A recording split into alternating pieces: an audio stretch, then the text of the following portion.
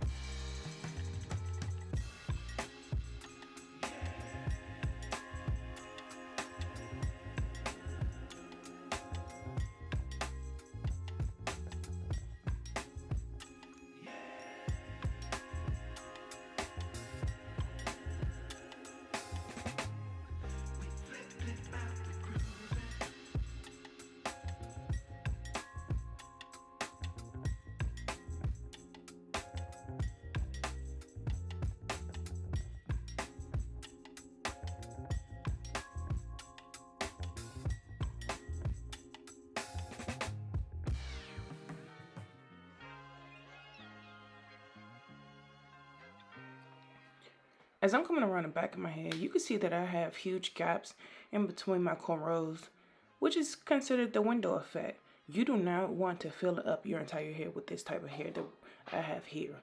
This hair is very thick, it's very full, and I'm telling you, if you fill it up, trying to fill up each gap, you're going to regret it. Just trust the process. You'll see towards the end.